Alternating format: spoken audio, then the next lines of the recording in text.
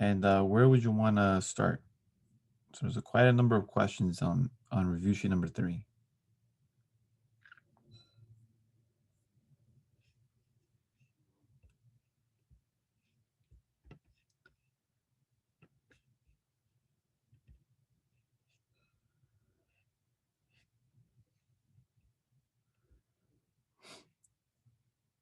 Anybody has a place to start here?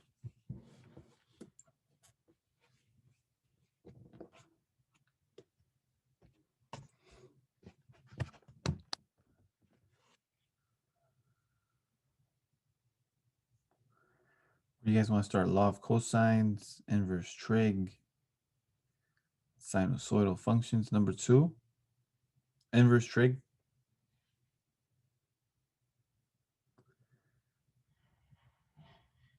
So you guys want to start here with inverse trig. So which one? There's a lot of them, right? There's values of trig functions, values of trig functions, values of trig, inverse trig, values of inverse trig. Part 4. So 1, 2, 3, 4. This one?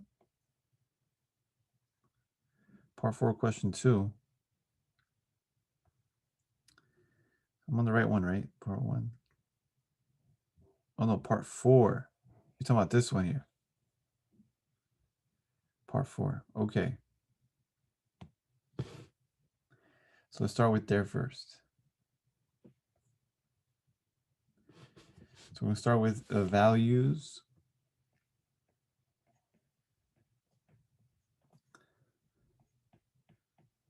of inverse trig, part 4.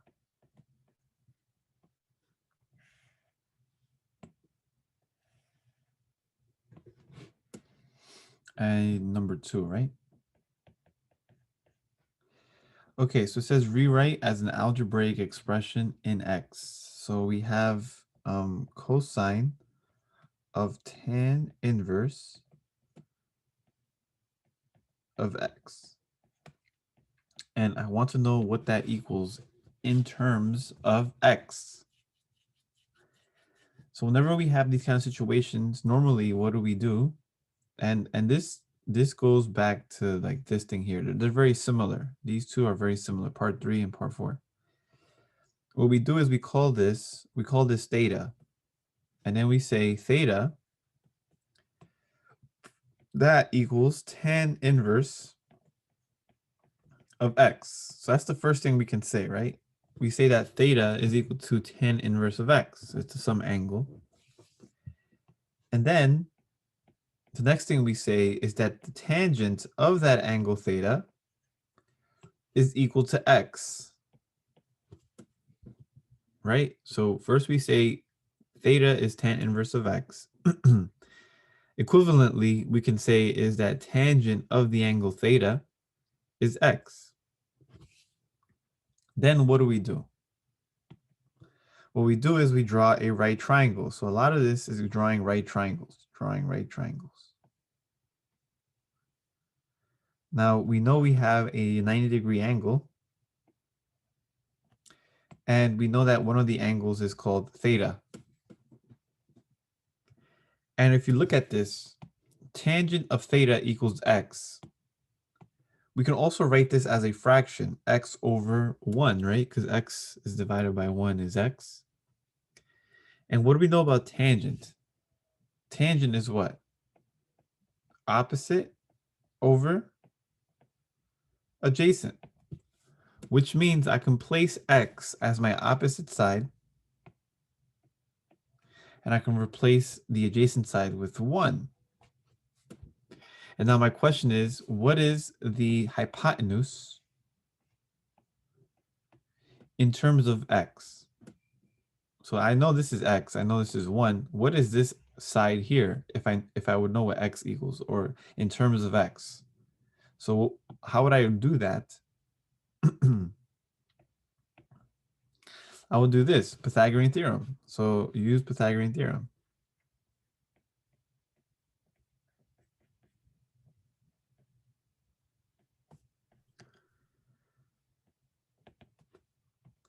And what does the Pythagorean theorem state?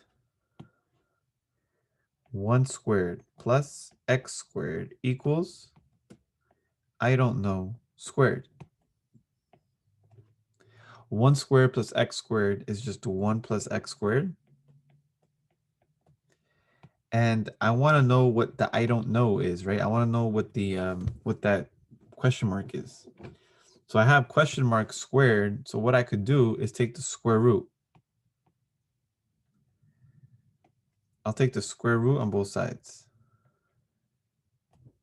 When I take the square root on both sides, I get that the missing piece here is equal to the square root of 1 plus x squared. So I can replace this with the square root of 1 plus x squared, because that's what's going to happen if I know what x is. I just plug in x squared plus 1 and take the square root of that to get the hypotenuse. And now the question is asking me what? Don't forget the original question. The original question is cosine of what angle? Cosine of the angle theta. What is that in terms of x? So you look at the adjacent side. So the adjacent side to theta is 1.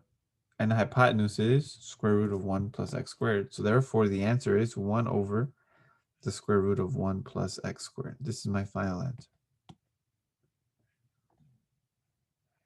So do you see that? I had to construct this right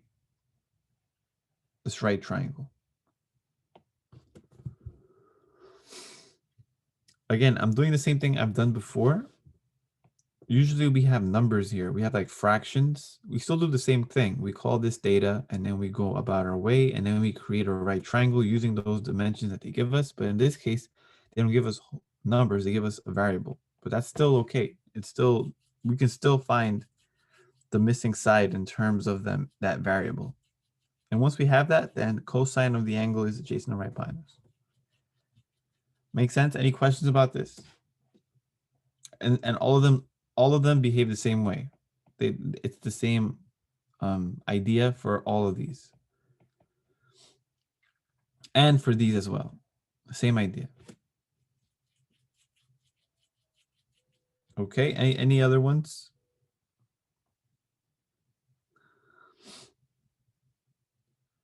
Can we do one of the radians? Yeah, radians. Are you speaking of which ones are you speaking of? Are you speaking of the ones in the angle measure, reference angles? Terminal points are those? Or because there's more radian stuff over here. Can we do from 2, part 1? So inverse trig still. Part 1. Are you speaking of this part 1? I know it's kind of confusing. This part 1 or this part 1? Because 2 part 1s. There's values of trig functions part 1 or values of inverse trig part 1.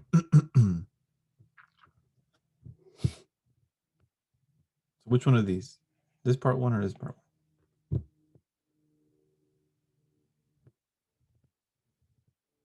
The inverse.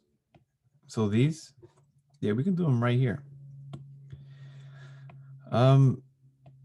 So we have find the exact value in radians. So these problems here you should be able to do without much problem. One way to think about this is that these produce angles, call them theta. So we can rewrite this as sine of theta equals rad 3 over 2. But you should know this. You should know what theta should be.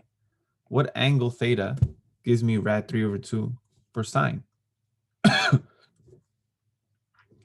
We should know already that it's 60 degrees, or in radians, it's pi over 3.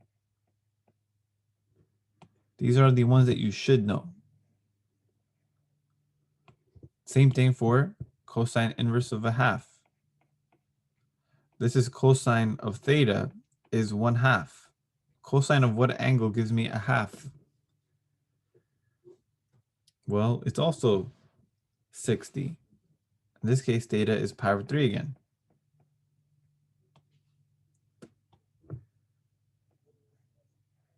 And then the last one, tan of theta equals 1. What angle for tangent gives me 1? We should know that one as well. Theta is 45 degrees or pi over 4.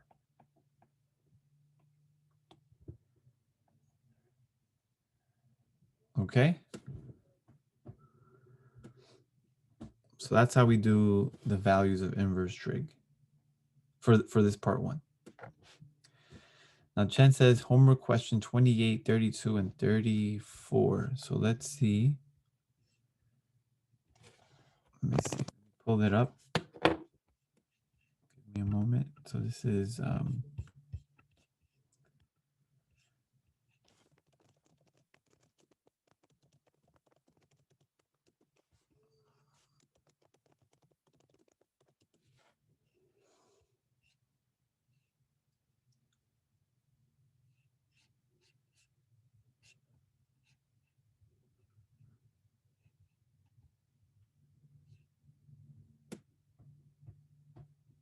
okay, so 28.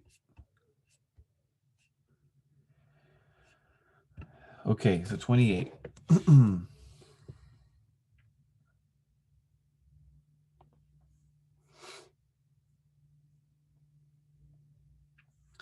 this is from homework. I'm assuming it's 11, right? Homework number 11. Number 28. X equals 300 for you, 300 feet. Okay. And then we have, okay, so then we have this diagram here, right? We have well, in I think it's a red triangle here. And then we have angles. This is, mine says 82 degrees. This is 52 degrees, right? And then this is A, this is B, and this is C. And this is called X. And in your case, you're saying X is 300. So we can replace this with 300. So this here is 300. And it asks us, she then chooses a reference point on the opposite side of the river. So of course, this is on 2 river banks, right? So we have like a river bank here, and we have a river bank here. And the idea is that we have water flowing through, right? This is, whoops. This is water here. And she wants to find the approximate distance from A to C. So we want to figure out what is X.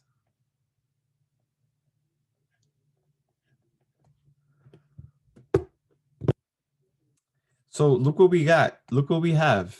We have 2 sides. 1, 2. One of them is unknown. We got 2 angles. So it makes sense to probably use law of sines. The problem is this angle here is paired up with this side here, which is fine. Whoops. However, this side here is not paired up with any angle as of yet. We need to find what this angle is. But because we know this is 82 and 52, then this angle has to be what? What is this angle here?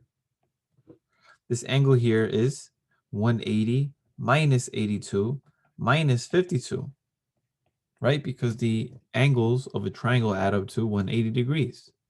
So you just have to subtract 180 minus 82 and then subtract by 52. And what do you get?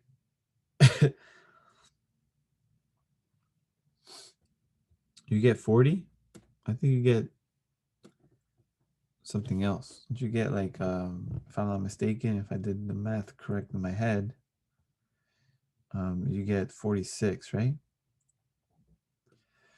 So you get 46. And that angle here, 46 degrees, this is the angle that's paired up with the 300. So then we apply law of sines. So apply law of sines. Remember, law of sines, we use it whenever we have 2 sides, a pair of 2 sides and a pair of 2 angles. And then we write it out like this. Side over the opposite side, opposite angle, pardon me. This equals 300 over the opposite angle. And then I want to solve for x. Solve for x. So get x on the other side. So I have to multiply this by sine of 52 degrees. Multiply this by sine of 52 degrees. Cancel, cancel. And what's left? X is equal to 300 sine of 52 degrees all over sine of 46 degrees. And then you should put this in your calculator.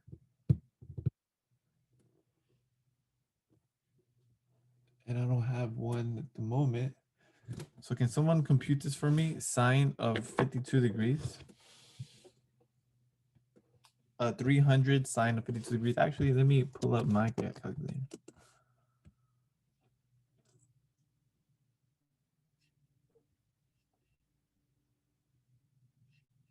So let me share with you the calculator here. So then here's my calculator, and I can put it as a fraction. And I'm going to put 300 multiplied by sine of 52 degrees and divided by sine of 46 degrees. And I just want to make sure I am in the right mode. So I go to mode. Yep, I'm in degree mode. Works out. Press enter, and I get 328. So x is equal to 328.6391577.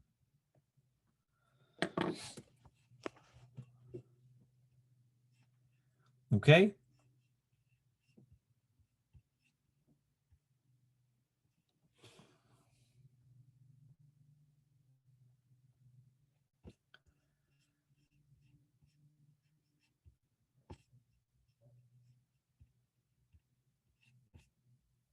Yeah, round to nearest foot, it will be 329. If you round to nearest foot, 329.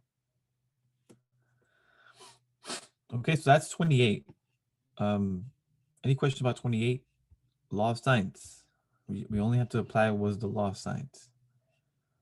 32 is very much also, I think I was saying this last time yesterday. I mean Monday. For 32, it's kind of given as to what's going to happen or what you need to do for this one, because they give you a triangle, right? And then they give you what B is, which is 8. They give you what C is, which is 20. So they give you these two sides. This angle here is 40 degrees. And the question is, what is X? Now, look what we have here. What's the setup here? I got 3 sides. And I got 1 angle.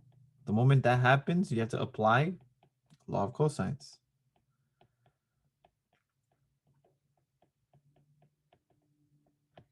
And remember, with the law of cosines, the angle and the side are paired up together. So then you set up the law of cosines. X squared is equal to 8 squared plus 20 squared minus 2 times 8 times 20 times cosine of 40 degrees. And so now, again, this is more calculator work, more calculator stuff.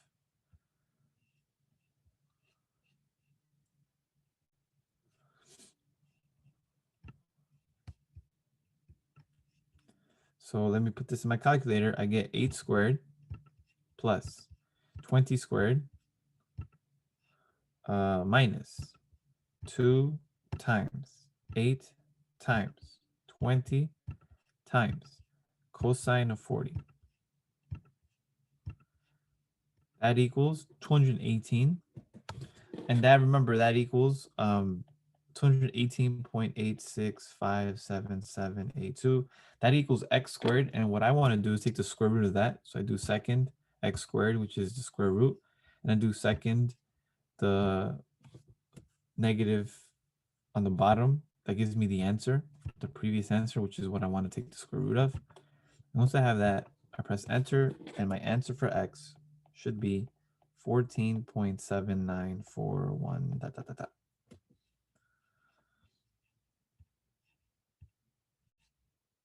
Okay, any questions about law of cosines?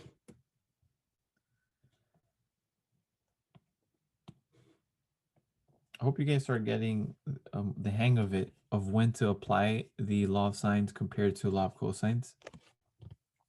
So you can see it right here. Law of sines, when you have a pair of two sides and a pair of two angles that are opposite from each of those sides, law of sine. If you have three sides and one angle, then you have law of cosines.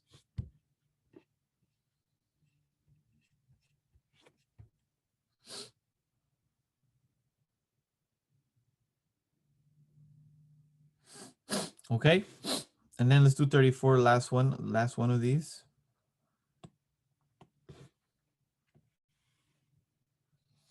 Okay.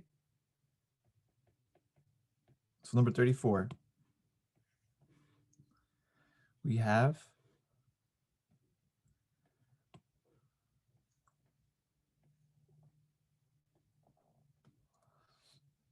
angle here.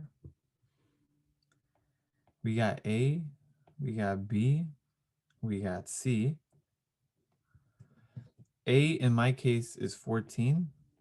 C is 12. Angle C, they say, is what? 50. And this is theta. Didn't we do something like this? Or maybe we touched upon it. But the angle here is paired up with this angle, with this opposite side. And the angle here is opposite the side here. So we use law of sines. Apply law of sines.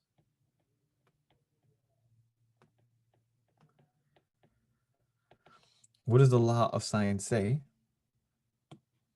It says that 14 divided by sine of the missing angle theta, that equals 12 over sine of 50. Now, this one's a little different than the previous law of sines that we did here, because in the law of sines here, we're looking for the side. In the law of sines here, we're looking for the angle. So I have to do a bit more work. I'm still going to cross multiply because I want to get this variable in the numerator, not in the denominator. So I get 14 times sine of 50 degrees. That equals 12 times the sine of theta. I want to get theta by itself as much as possible, so I have to divide by 12. The 12 here cancels.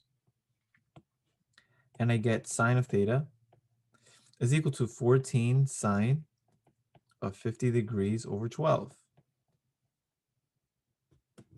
Now, sine of theta, what I can do is also divide this by 2 just for simplification purposes. So this becomes 6. So I can write this as sine theta is 7 sine of 50 degrees divided by 6. Or in other words, theta, take the inverse sine of the entire expression.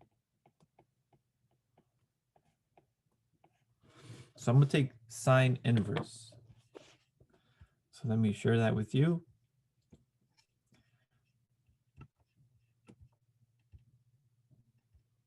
So I'm going to take second sine, do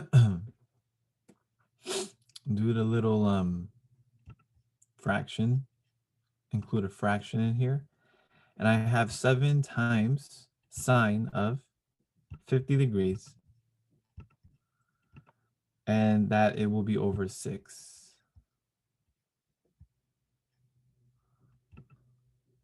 And of course, I want to write it in degree mode. So this equals 63.3 degrees. Now, is this the correct answer for my problem? It's not, because my angle theta is what?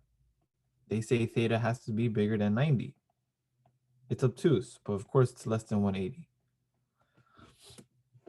So this angle that I get here, this angle is in the in the first quadrant, quadrant 1. And remember, sine is also positive in quadrant 2.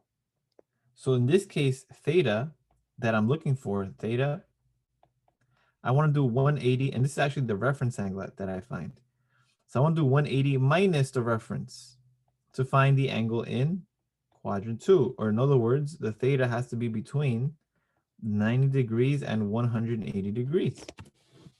So remember, when we do this inverse sine stuff, there's more than one way of getting the angle theta. If theta is in first quadrant, this is going to be the correct answer. If theta is a second quadrant or an obtuse angle, then you can do 180 minus the reference angle. And so then 180 minus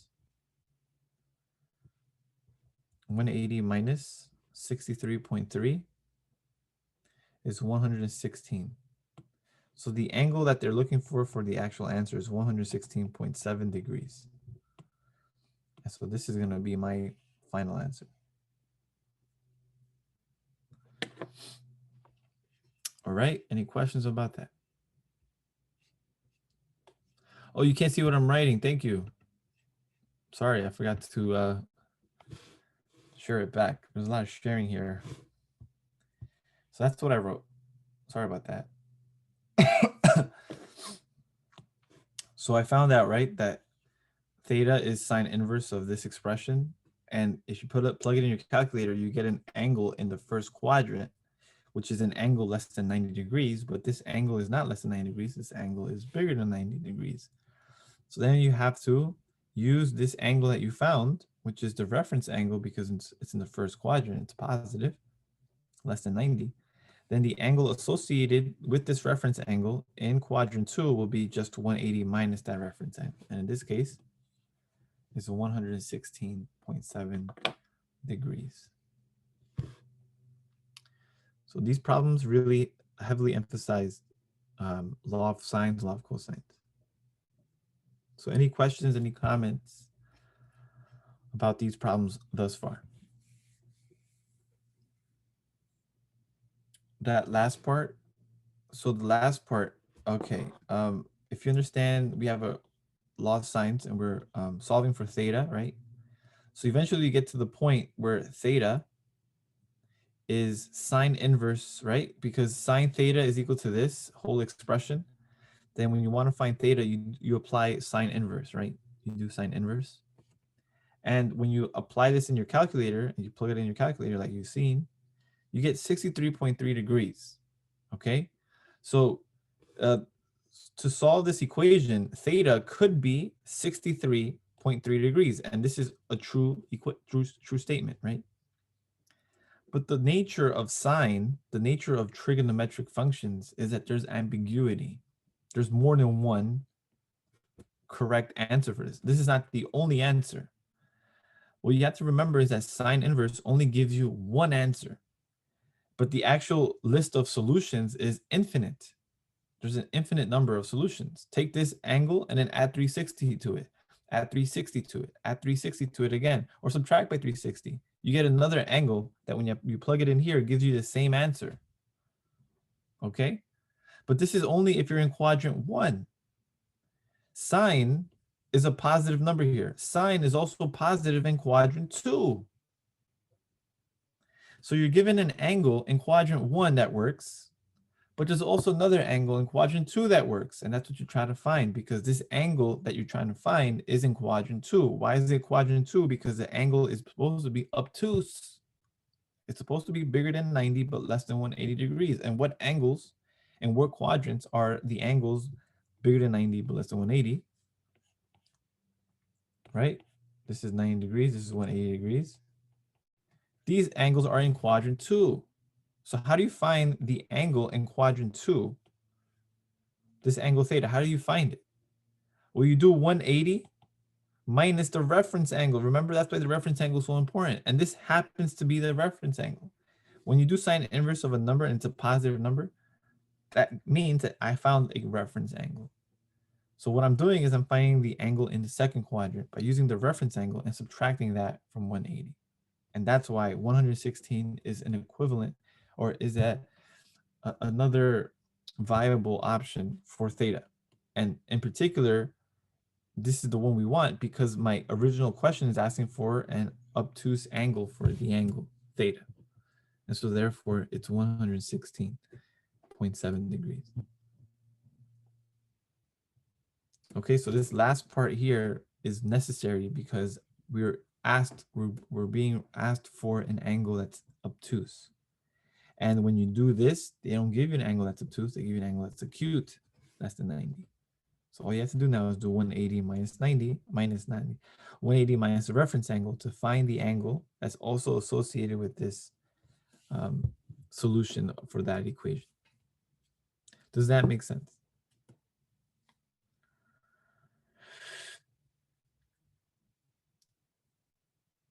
Yes, okay. Awesome. Awesome. Okay, anything else? We got a bit less than an hour left. So plenty of time.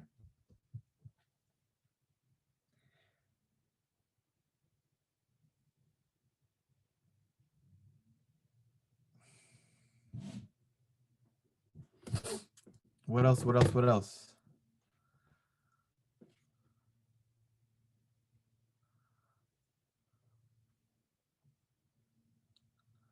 Part 4, graphs of sinusoidal functions. Let's look at that. Sinusoidal.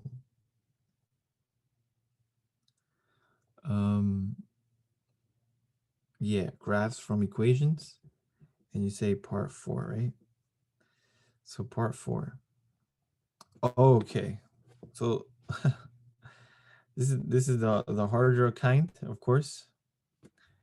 So let's take our time with this one. We got graphs.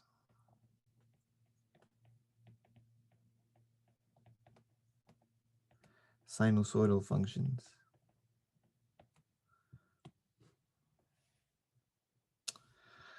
And actually what I might use is a different template here.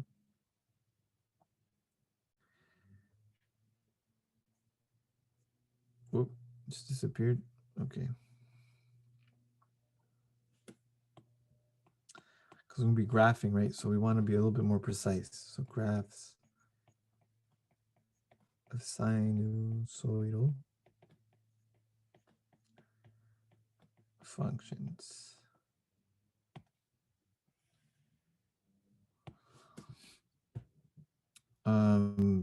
Part 4.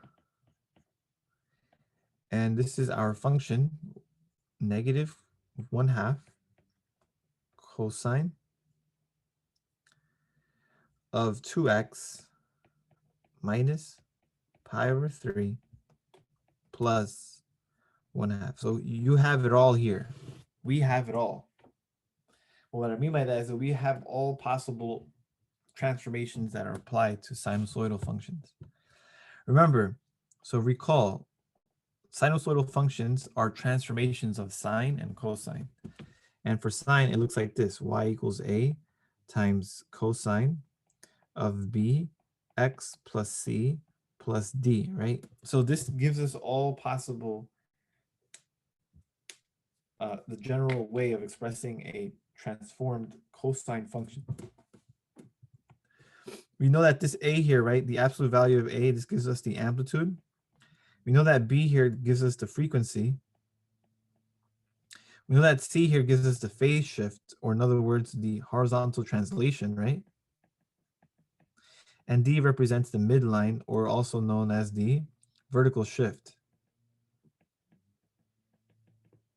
And this is the horizontal shift.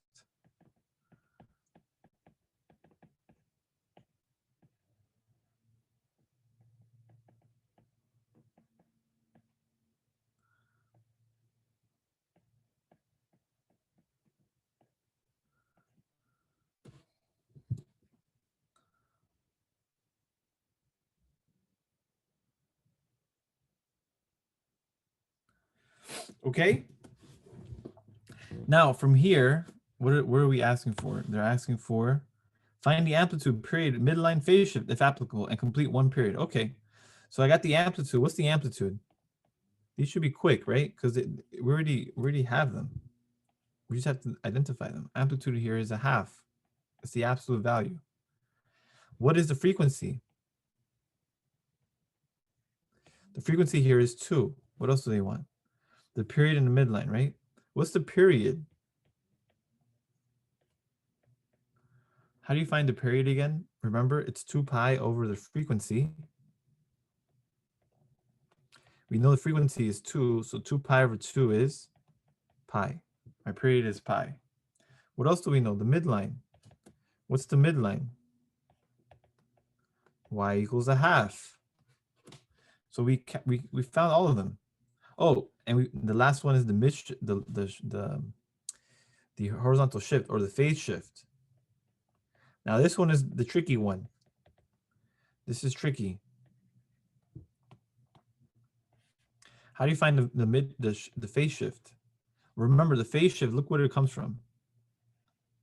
It comes from this inside function, right? The inside function here. But what do you notice? You have these parentheses here. I don't have parentheses here. So what I have to do for this is I have to do one more step. 2x minus pi over 3. I want to rewrite this by factoring out the 2. I need to factor out the 2. And when I factor out the 2, I get it in this form. And I can describe my phase shift. So my phase shift is not pi over 3. I have to factor out the 2 first. So when I factor out the 2 from 2x, I get x, right? And now the tricky part is what happens when I factor out the 2 from pi over 3? How does that work? Well, remember when you factor stuff, you're really dividing every term by the factor. So I'm really taking pi over 3 and dividing it by 2. Remember, that's what you do. And when you do that, you see the 2's cancel, and of course I get x. Of course I get x. But what's pi over 3 divided by 2? Pi over 3 divided by 2 is pi over 6, because I keep the pi over 3, multiply now instead of divide, and I multiply by the reciprocal of 2, which is 1/2. So then this becomes pi over 3 times 1/2, and that gives me pi over 6.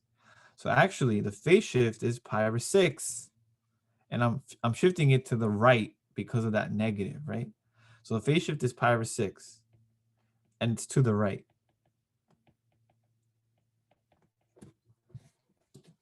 Everybody with me?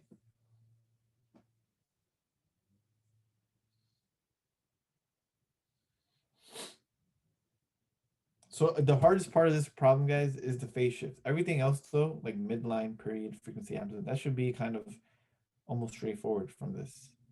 The hardest part is the phase shift. But once you have that, then now we can give you a graph. And the sketch, guys, it takes a little bit of patience. We only want one period of it, so we don't want the whole, we just want to go from one period, and this period here for this function is pi units. Okay. So what does that mean when we graph?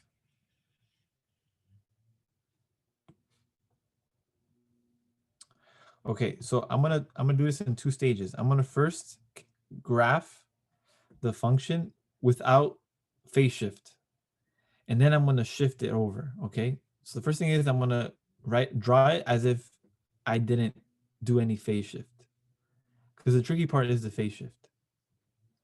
Okay, so what if I draw a graph with only these things in mind? So let me do this. Let me call this 1/2. Let me call this 1. Let me call this 1.5, which is 1.5, right? Let me call this negative 1/2. Let me call this negative 1. And let me call this negative 1.5. Okay? And then what am I going to do? Let's see.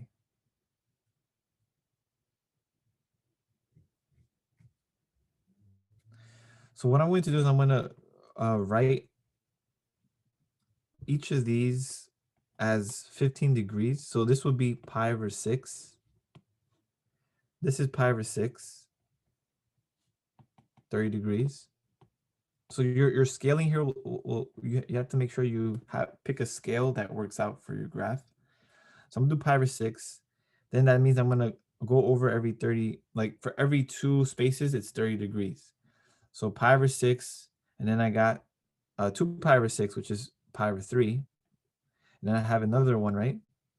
Every 30 degrees. So that's gonna be pi over 2. And then this would be what is it, pi over 3, and then 4 pi over 3, or 4 pi over 6, which is 2 pi over 3. And then I'm going to have 5 pi over 6. And then this will be pi. And then I'm going to do one more, okay? I'm going to do 7 pi over 6. Now, the reason why I'm doing this is because I already anticipate what's going to happen. I anticipate that I'm going to graph one period, which is from 0 to pi, right? And then I'm going to shift all of that over pi over 6 units. So that's why I'm first going to draw the graph without the phase shift. Because like I said, the phase shift is what makes things complicated. So let's first simplify our lives first and graph the simplified version of this. And what we know is that the amplitude is a half. The midline is a half. So let's look at the midline. The midline is here, right? So I draw this. The amplitude is a half. So I go up by a half and go down by a half. The period is pi. So I know that from 0 to pi, I should get 1, right? 1 full curve. The amplitude is a half. And I notice also I have this negative in front. So that means I reflect cosine. So instead of cosine going from the top, a maximum, instead of starting from a max and then going down, I'm going to start from the bottom. So then this is going to be the bottom. I'm going to draw this lightly, okay? And then so then this is to pi. So I have to come back to pi here. At pi over 2, I reach a minimum. And then, of course, somewhere in between pi over 2, so it's like right here, I'm at the midline again. And then from here, somewhere in the middle here, right? So this here is going to be what? 3 pi over 4. And this is going to be what? Pi over 4. And so I have this here.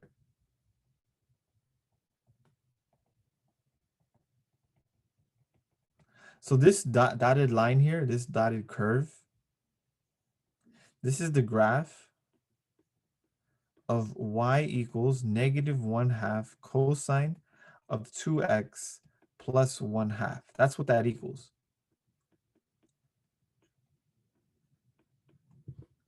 This is without phase shift.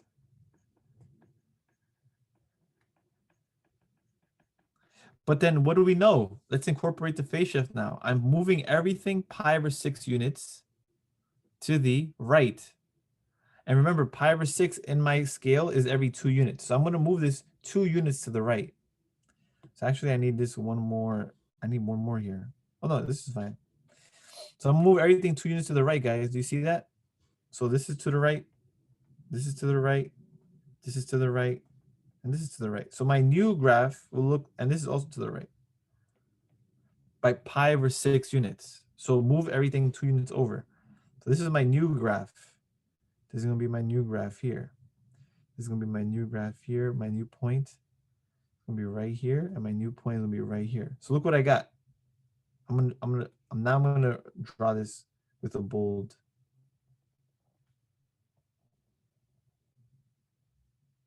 You see that? And of course, this goes on forever. Of course, this goes on forever, but I only want one period. Now, this here is the graph of y equals -1/2 cosine of 2x minus, or in this case, I'm going to write it the proper way, 2x x minus pi over 6 plus 1/2. You see that? I had to shift it pi over 6 units. That's all. So first, I draw the sketch, a light sketch of the function without the phase shift, and just take that now graph and just shift it over pi over 6 units, and then you have your graph.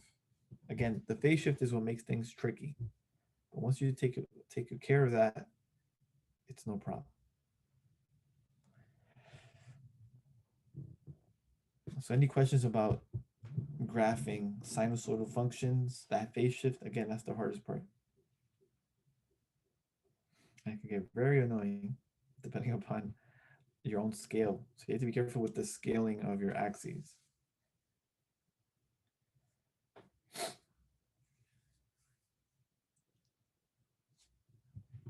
Okay, anything else?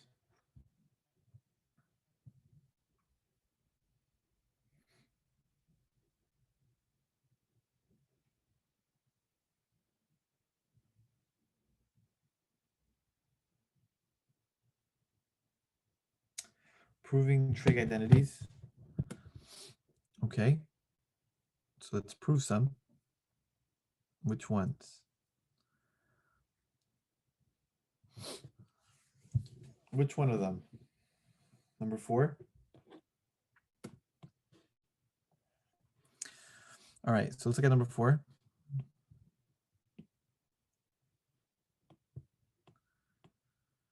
Number 4 says 1 plus, so proving trig identities.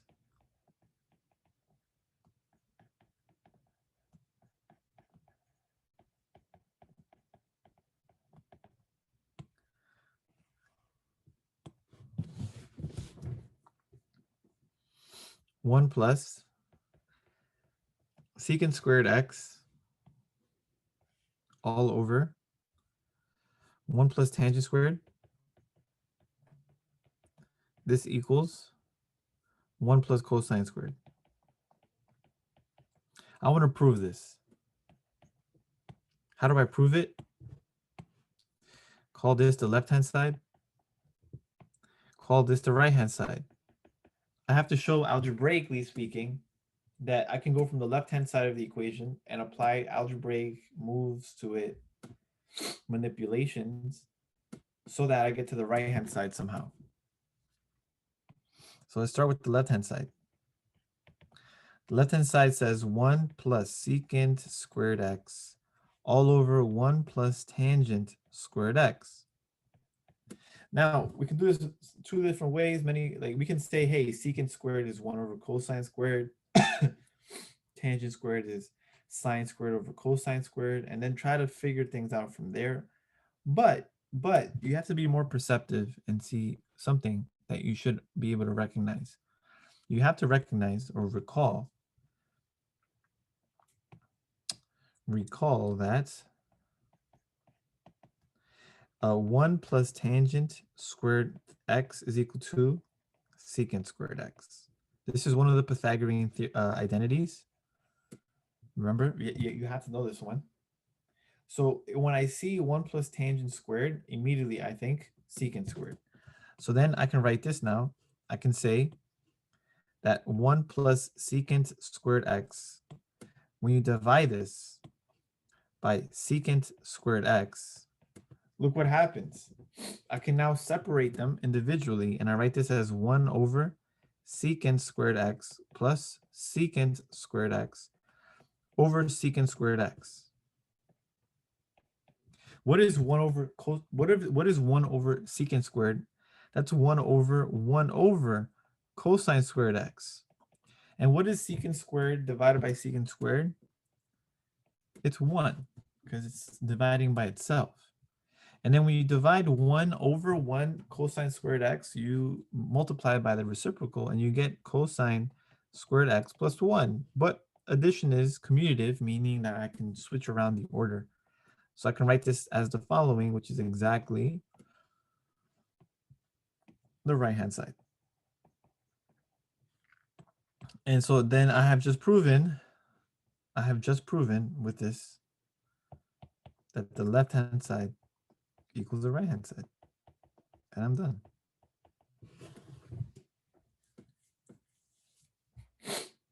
So any questions about proving trig identities? You have to recall the trig identities, the Pythagorean identities. So sine squared plus cosine squared equals 1. You gotta know that. 1 plus tangent squared equals secant squared. You have to know that. And so we showed it.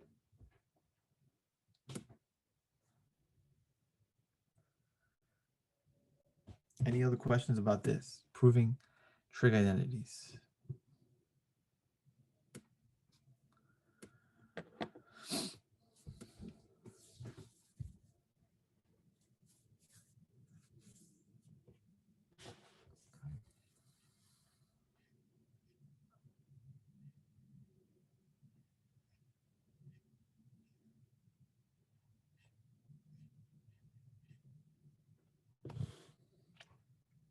Anything else, guys? What else? What else? What else is on your mind?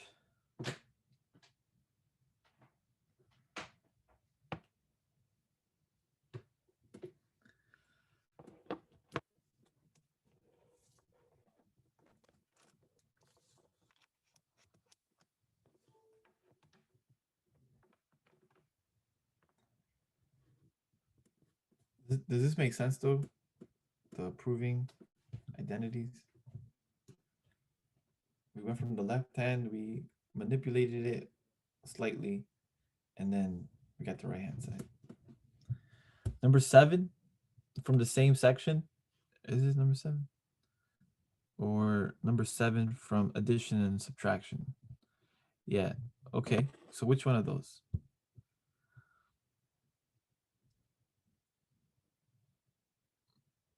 Number 5?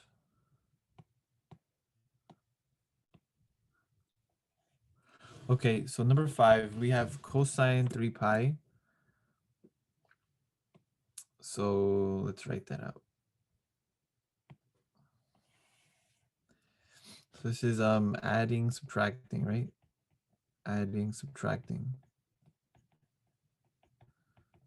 Or addition and subtraction formulas.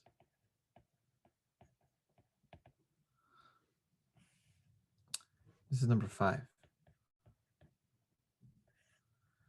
We have cosine of 3 pi over 7 times cosine, if I'm not mistaken, is 2 pi over 21 plus sine of 3 pi over 7 times sine of 2 pi over 21.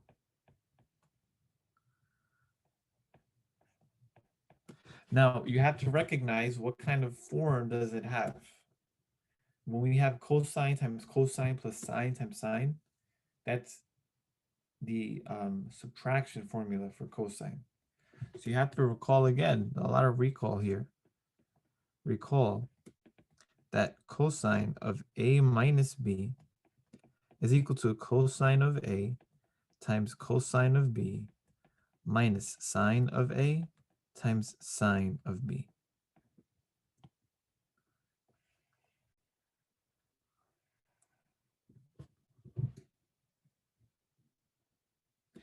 So this is my a. This is my b. So I can replace all of this because you see here we have a plus. Oh, pardon me. If this is a plus, this should be a minus. Sorry. Remember, cosine always has the opposite. So if you have a subtraction of two angles, there's an addition sign. If you have an addition sign between two angles, this is a subtraction sign. So remember, cosine is it flips back and forth. So this will be cosine of the angle 3 pi over 7 minus 2 pi over 21. According to the formula, it's a minus b. So you have to subtract. So you're subtracting fractions. How you subtract fractions? You multiply by 3 over 3, and you get cosine of 9 pi over 21 minus 2 pi over 21. But then what happens when you have the same denominators? You subtract the numerators, and you get 7 pi over 21. What's nice about this, though, is that 7 over 21 reduces to a third. So this equals cosine of pi over 3. And who can tell me what cosine of pi over 3 equals? Again, you should know this one.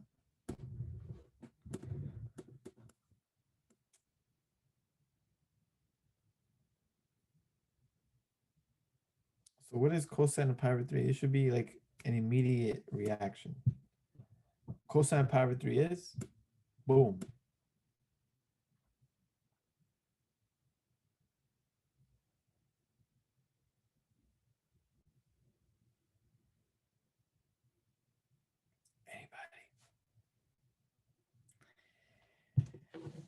Anybody know cosine of pi over 3?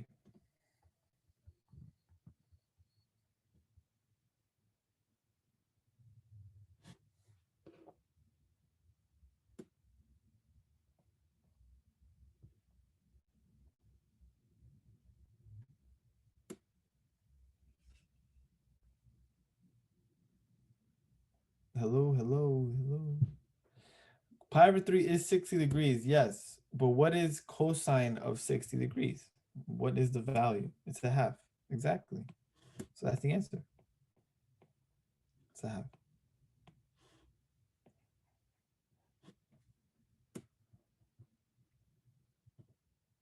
So the original expression that I have here, all of this equals half.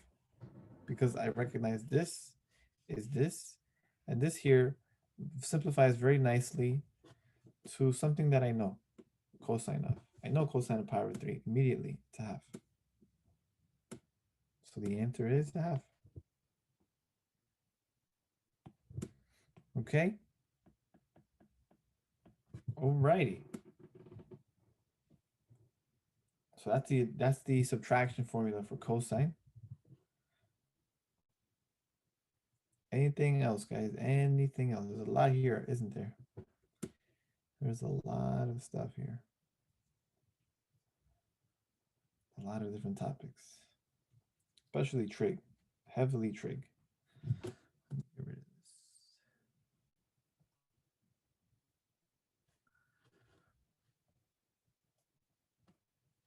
What else, guys? What else? What else? What else?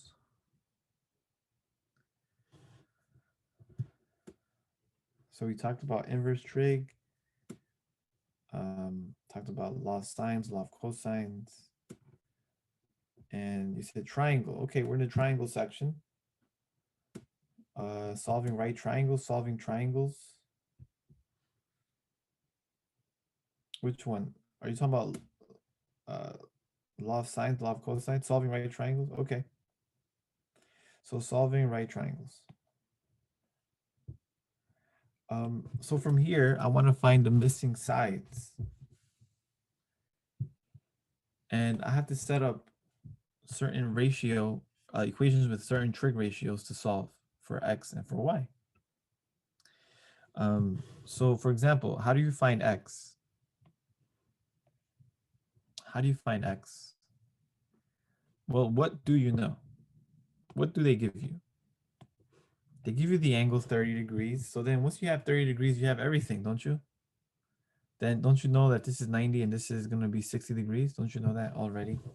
So I already know I have a 30, 60, 90 triangle. That's great. And then I also know this. The opposite side to 30 degrees is 20 degrees. It's not 20 degrees. It's just 20. And then I compare what are these sides that I know. I know this. I don't know this. This is what? Opposite?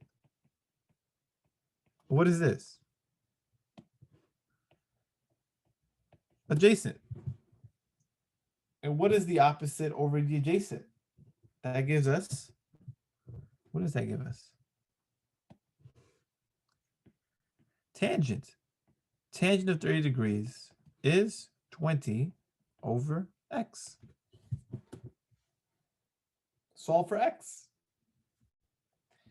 The good thing is tangent of 30 degrees, I know the tangent of 30 degrees. It's one of those angles that I should know. Tangent of 30 degrees is rad 3 over 3.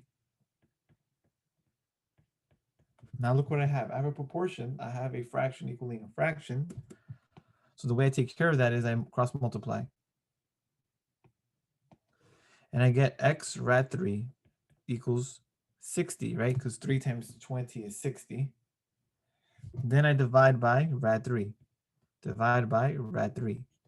And I get that x is equal to 60 over rad 3. But of course, I want to rationalize it because I don't want to keep the denominator as a radical. So I multiply the top and the bottom by rad 3. And what I get in the denominator is that rad 3 times rad 3 is 3. I get 60 on top. 60 divided by 3 is 20. So x is equal to 20 rad 3. I should have known that already because this is a 30, 60, 90 triangle. The smallest angle here is 30 degrees. The next angle here is 20. As opposite is 20, right? And remember, when we have, recall, when we have a 30, 60, 90 degree triangle. So this is 30. This is 60. This is x rad 3. This is 2x. So this is exactly what I have. My x value here was 20. This here is going to be 20 rad 3, right? Whatever this is 20 rad 3. And this is going to be double 20, which is 40. But let's suppose you don't remember that. Let's suppose you don't remember that. Let's find y the same way. What is y? Isn't y the hypotenuse? So what do I know? I know the opposite side and the hypotenuse. Hypotenuse over hypotenuse is, opposite over hypotenuse is sine. So we got sine of 30 degrees equals 20 over y. But I know sine of 30 degrees. Sine of 30 degrees is 1/2. I want to find y, cross multiply. When I cross multiply, y equals 40, which is exactly what I anticipated from the beginning.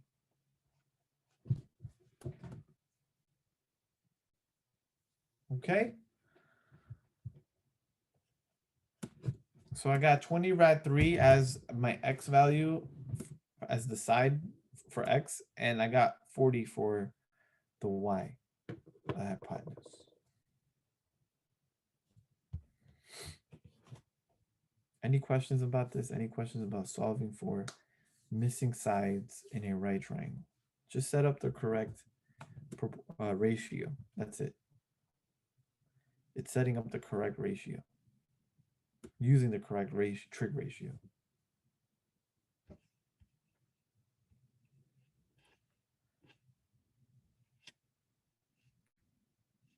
Anything else? Anything else, guys?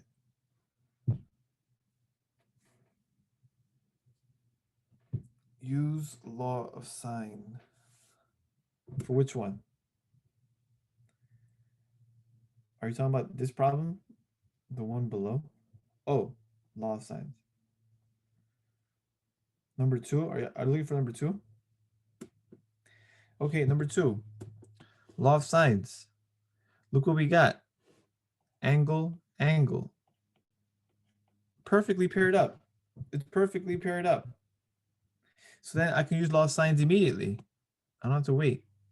So I know that 80.2 divided by sine of 67 degrees, that equals 56.3 divided by sine of theta.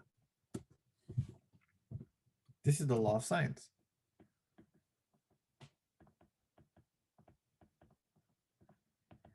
Now what do?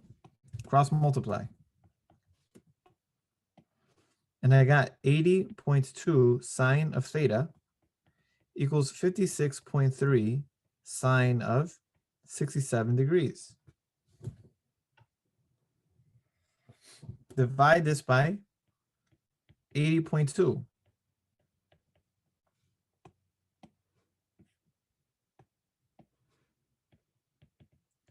Sine of theta is 56.3 sine of 67 degrees. And again, I get the same kind of problem that we had in the homework problem. Very similar. I want to find theta. To find theta, I need to apply sine inverse to the entire expression on the right. 56.3 sine of 67 degrees all over 80.2. So put that whole thing in your calculator. Put that entire thing. So if I put it in my calculator, second, sine inverse.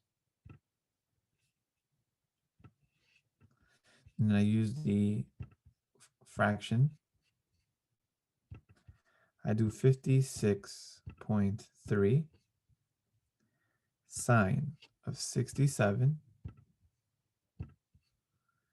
divided by 80.2.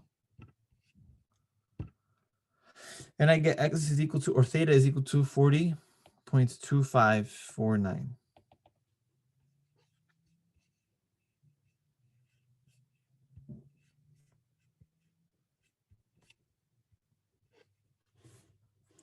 And this is okay. This is exactly what I want. Why? You see this angle here, theta? It's acute. it's not obtuse. It's not bigger than 90 degrees. So I don't have to do the 180 minus theta here. I can just leave it as 40. So if this is 40, and of course I'll specify how the approximation that I want. So it says find the missing angles. So we found theta. Can we also find this angle then? Well, if we know this angle, we know this angle, then we can find out what that angle is, right? We just have to add 67. So we do, so this, call this alpha. So what is alpha? Alpha is 180 minus 67 degrees minus 40.25. And whatever that is, so 180 minus 67 minus 40.25. And I get 72.75. Of course, this is not drawn to scale, but this is what we have.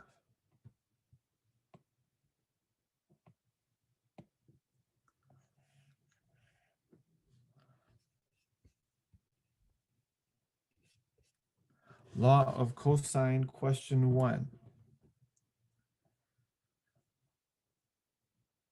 Yeah, law of cosine, question 1 is right here.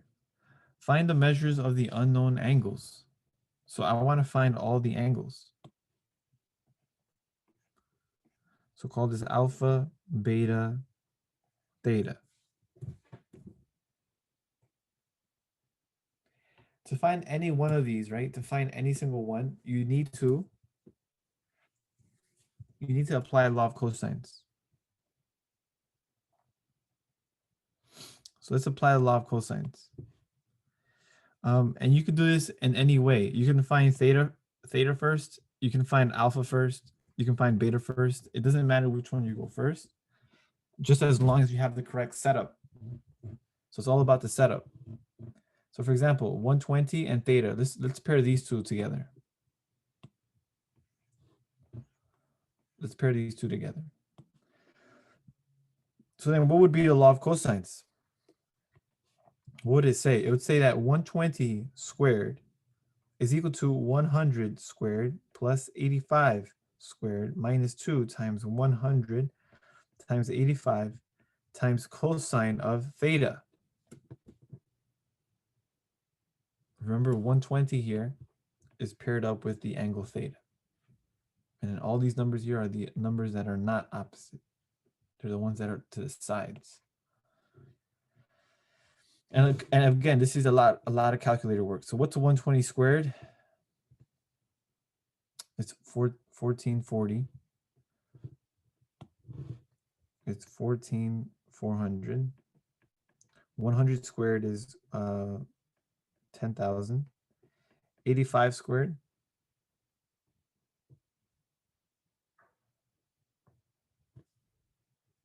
is 7,225.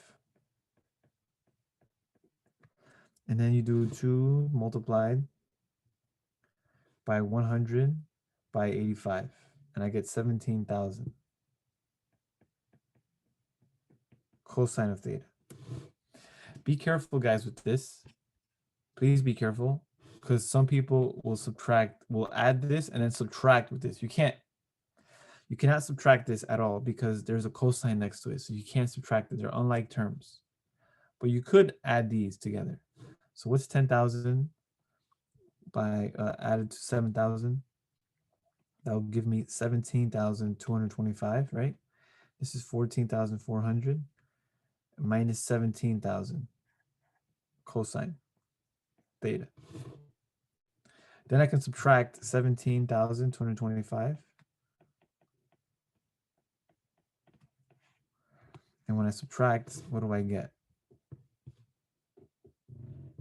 14,400 minus 17,000. I got 2,600. So this will equal negative 2,600. That equals negative 17,000. Cosine theta. I want to find theta. Divide by negative 17,000. Divided by negative 17,000. You can cancel out the zeros here. And I'm left with, and of course, this cancels out. And I'm left with that cosine theta is equal to 26 over 170. What is theta? Cosine inverse of 26 over 170. So you do cosine inverse. Let's do cosine inverse. So I do cosine inverse of the fraction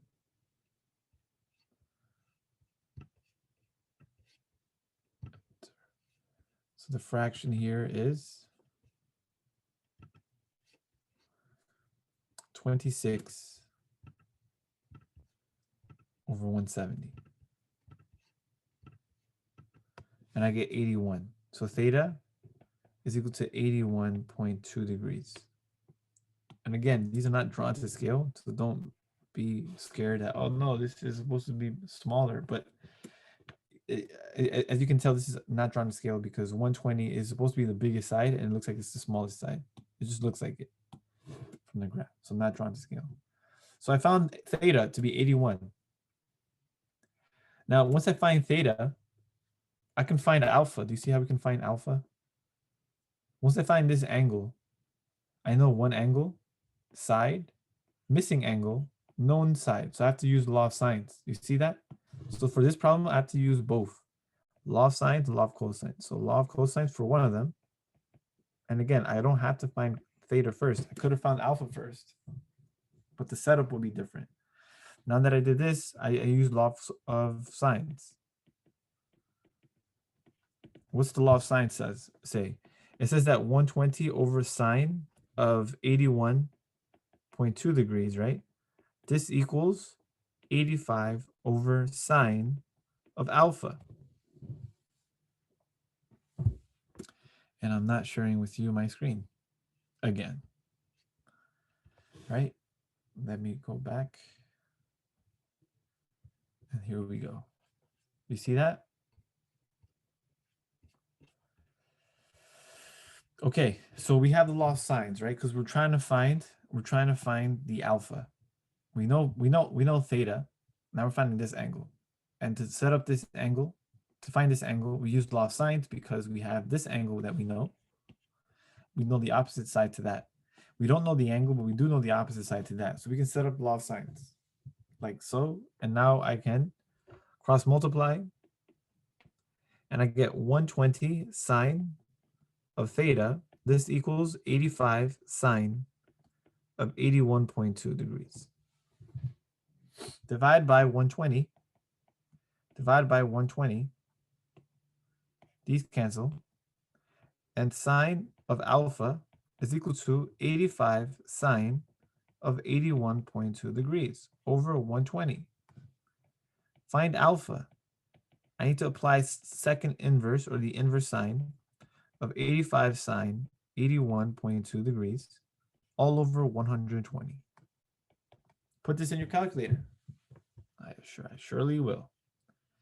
So let me share this.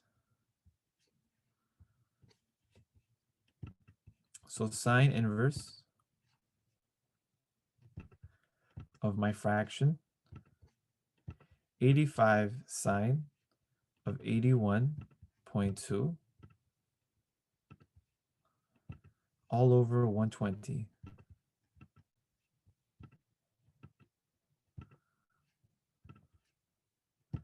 Press enter and I get 44.4 degrees. That's alpha.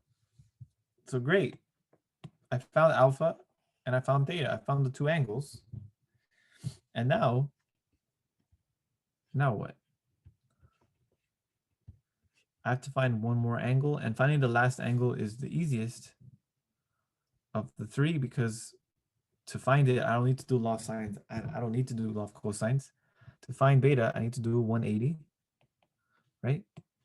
I do 180 minus 81.2 minus 44.4. And that's how I would get the last angle. I don't need to do any of that extra stuff. So I do 180 minus 81.2 minus 44.4. Whoops. 81.2 minus 44.4. And I get 54.4 degrees.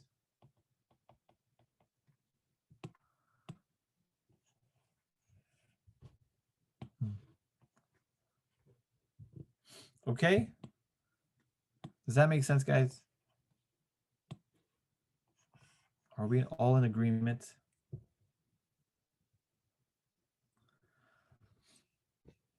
I hope we are.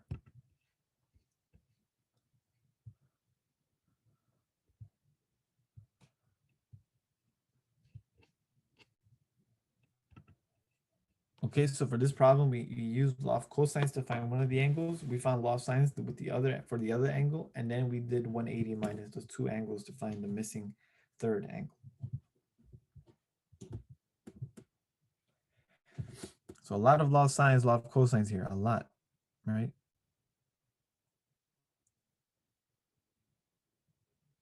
Anything else? We haven't done anything in the last page.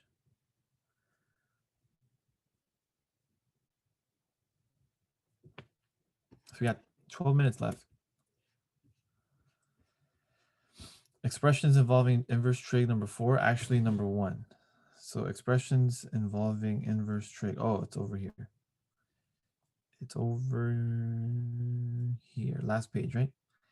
Expressions involving inverse trig. Number 1. All right, let's look at it. Number 1.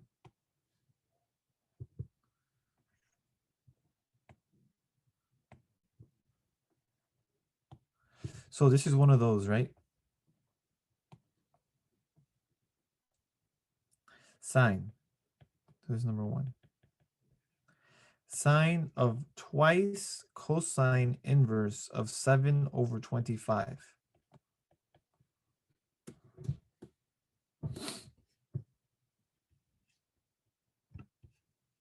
Now, whenever we have cosine inverse, we treat it as an angle. I'm going to call this theta for now. So again, theta is equal to cosine inverse of 7 over 25. I can rewrite this to say cosine of theta, that equals 7 over 25. When I write this, I got sine of twice the angle, theta. But wait a minute, this is a double angle formula for sine. The double angle formula is something you must remember. It's 2 times sine of theta times cosine of the same theta.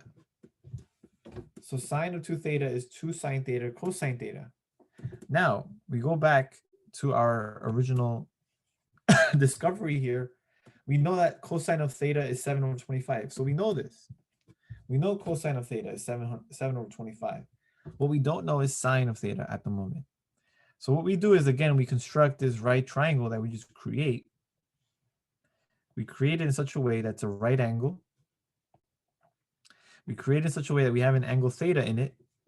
And then we're going to find out what are the lengths of the sides. And of course, adjacent over hypotenuse is related to cosine. So the adjacent side would have to be 7. The hypotenuse would have to be 25. And this is one of those Pythagorean triples that we've learned. It's 7, 24, 25. So this one will have to be 24. Now, what is sine of theta? Sine of theta is going to be the opposite side, 24 over the hypotenuse, 25. So we know that sine of theta in this problem is 24 over 25. I got everything.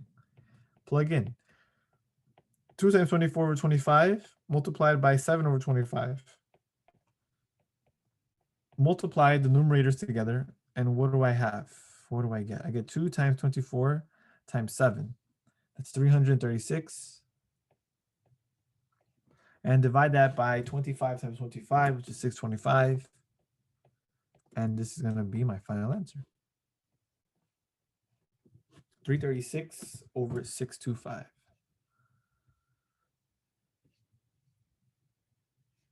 Makes sense?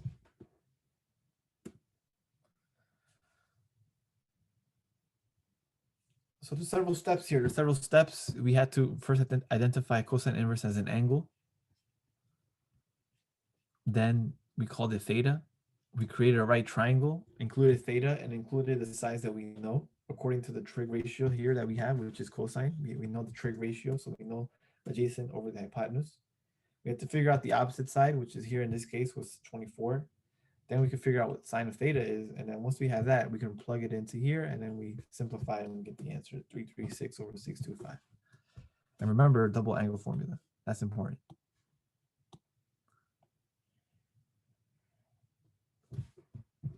Okay, what's next? 8 minutes.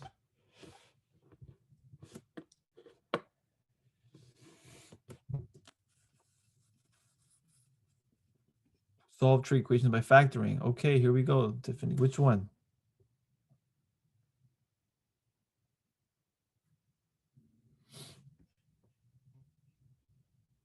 Number 4. Okay, let's look at number 4. Last one. The last one here. Very last one. So number 4. So solving trig equations by factoring. And then we want to find the general solutions and then the solutions in the interval 0 to 2 pi. So we want to find both the particular solution and the general solution. So let's first look at the general solution. So number 4. Number 4 says 4 cosine theta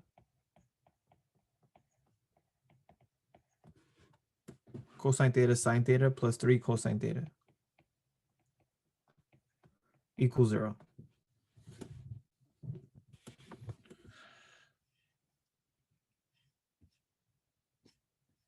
Chen, yes, if we have time, we'll do the last one. Question 2. So here, what we can do is factor. What can we factor? The only thing we can factor out from here is the cosine theta. So I can factor out the cosine theta, and I'm left with 4 sine theta plus 3. This equals 0. And then I know that either cosine theta is 0 or 4 sine theta plus 3.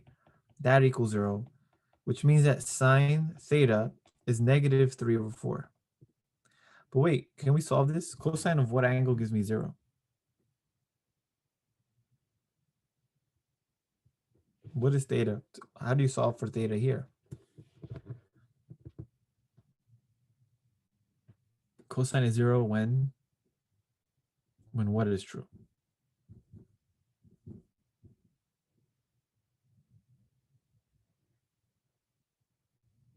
Anybody?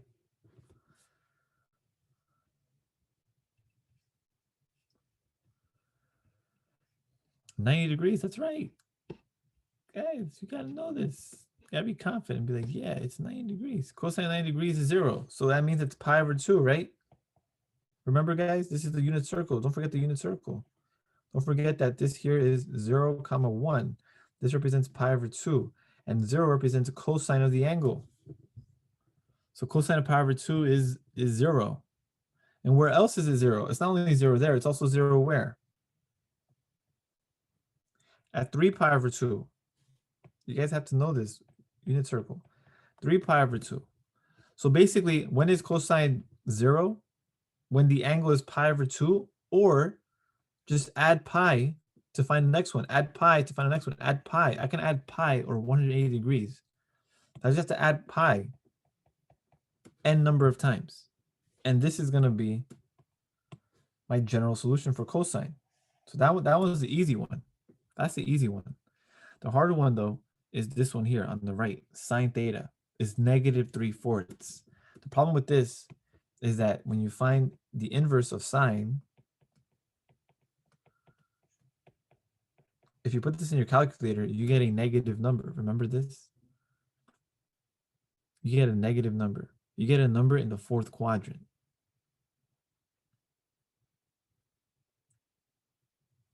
So then what we have to do, though, is find a reference angle. And the reference angle will be positive sine inverse of 3/4, not negative. That's going to be my reference.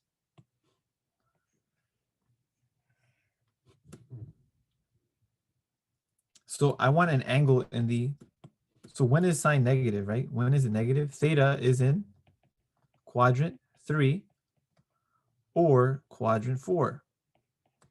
So I need, what do I need? I need those two angles.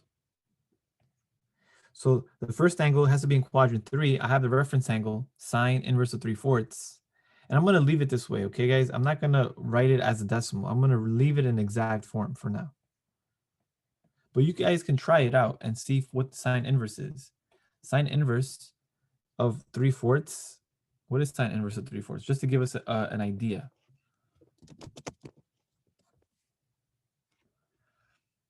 Sine inverse of 3/4. Just to give you guys an idea. You get 48. So this is roughly 48 degrees. This is roughly 48 degrees. If you do sine inverse, just try this out. Do sine inverse of negative 3/4. Look what you get.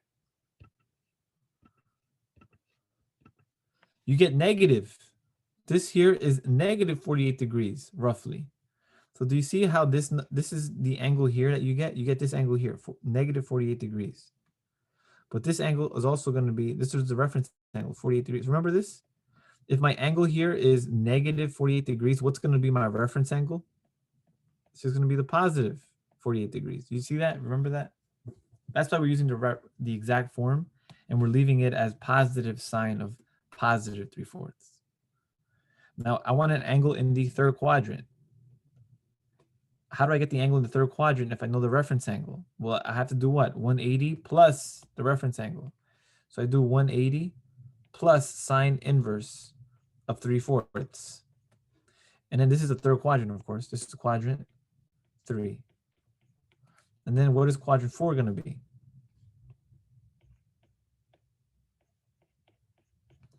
Quadrant 4, I have theta. Now, if I want to be in quadrant 4, then I need to do what? 360 minus the reference angle. So it's going to be 360. Oh, in other words, and this should be in radians. So, pardon me. So this should be pi.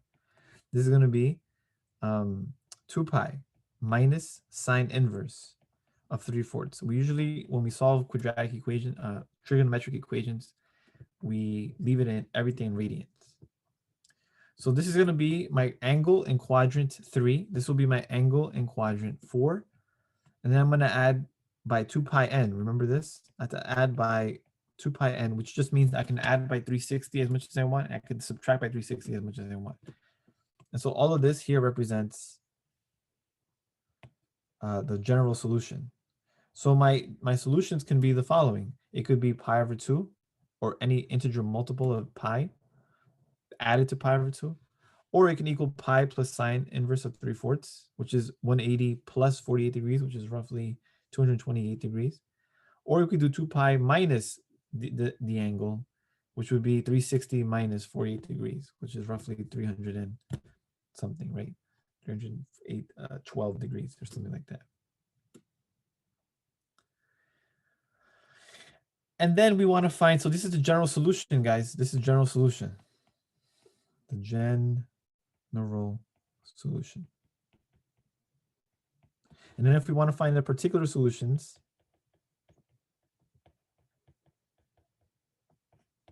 on the interval from 0 to 2 pi only, what are they?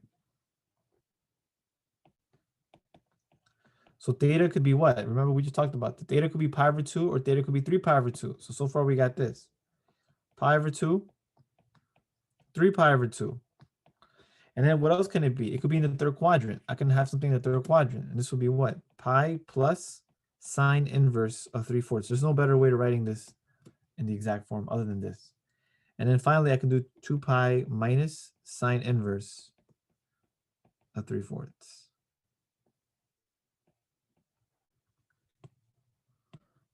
And that's all I have.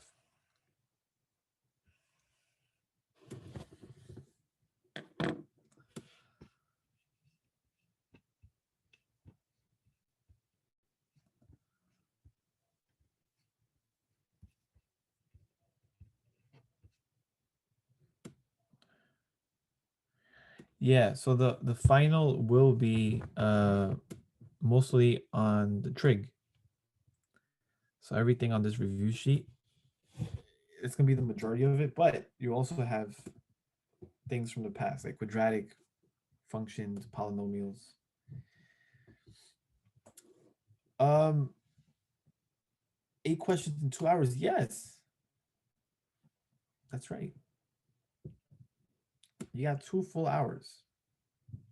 Full of just mathematics. Right?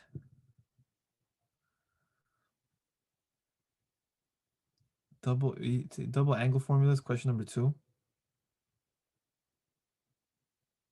So I'll do this last one, okay, guys? And then we can call it a session. So this last one here is cosine of x. Is this the one, Chen? The one that you're looking for? The plus and minus? Yeah, the plus, remember the plus and minus? This stuff here, it depends upon where quadrant I'm in. If I'm in the third quadrant, I know my reference angle. Then how do you find the angle in the third quadrant? You do pi plus that reference angle. If I'm in the fourth quadrant and I know my reference angle, what angle is associated with that? It's 2 pi minus the reference angle. That would give me the angle in the fourth quadrant. So depending upon what quadrant you're in, will indicate whether you have the plus or minus stuff. Okay, last one, guys. Last one.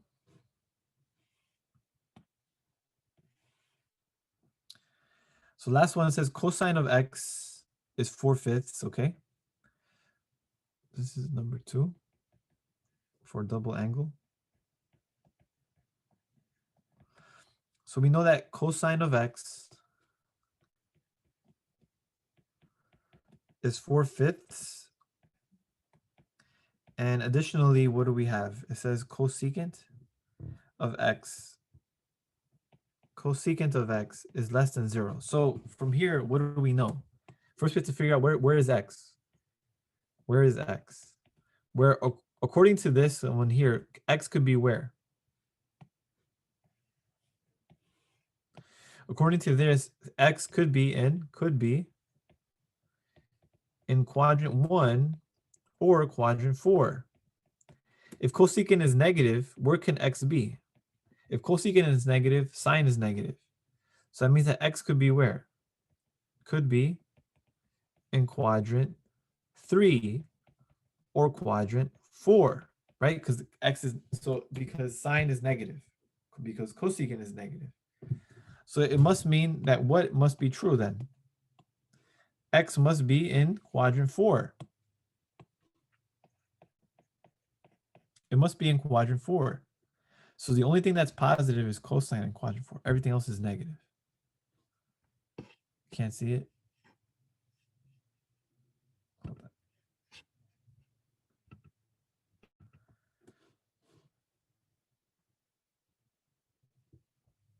You don't see it? Oh, you can see it now? Okay. So what are we looking for? We're looking for cosine of twice the angle. We're looking for sine of twice the angle, and then we're looking for tangent of twice the angle. We have to use the formulas, double angle formulas. Well, the good thing is I already know cosine. So you know what I should do? I should write cosine 2x in the version that only has cosine in it. And that's going to be what? 2 cosine squared x minus 1. Or is it plus 1? Yeah, it's minus 1. And this equals what? 2 times 4/5 squared minus 1. 2 times 16 over 25 minus 1. 32 over 25 minus 1. 32 over 25 minus 25 over 25. That equals 7 over 25. So cosine of twice the angle is 7 over 25. Make sense? I use the double angle formula for cosine, which is 2 cosine squared x minus 1. And then I use the fact that cosine I already know. They give it to me. It's 4/5. And I plugged it in and I just solved. What's sine of twice the angle? It's 2 sine of x times cosine of x. So for this one, I need to find what sine is, right? So in order to do that, I need to use my triangle again. Where is x? X is an angle. The adjacent side is 4. The hypotenuse side is 5. How do you find this missing side? That's equal to 5 squared minus 4 squared. Take the square root of that. I'm using Pythagorean theorem. This is 25 minus 16. Take the square root of it. What's 25 minus 16? Oh, this is 3, 4, 5. This is 3, 4, 5 triangle, guys. I didn't have to do that much work. 3, 4, 5. And what is sine of x then? What is sine of x? Opposite over hypotenuse. So then the answer would be 2 times 3 over 5 times 4 over 5. But be careful. Remember, x is in the fourth quadrant. Sine is what? Sine is negative in the fourth quadrant. So I need to have a negative associated with this. So I got 2 times 3 is 6 times 4 is 24 over 25. Negative. So sine of twice the angle is negative 24 over 25. And then what's sine? I mean, what's tangent of twice the angle? Well, if I know sine and cosine, then I know tangent. Tangent is sine of twice the angle over cosine of twice the angle. This is going to equal to what? Negative 24 over 25 divided by 7 over 25. Keep, change, flip. Negative 24 over 25 multiplied by 25 over 7. The 25's cancel. And I'm left with negative 24 over 7.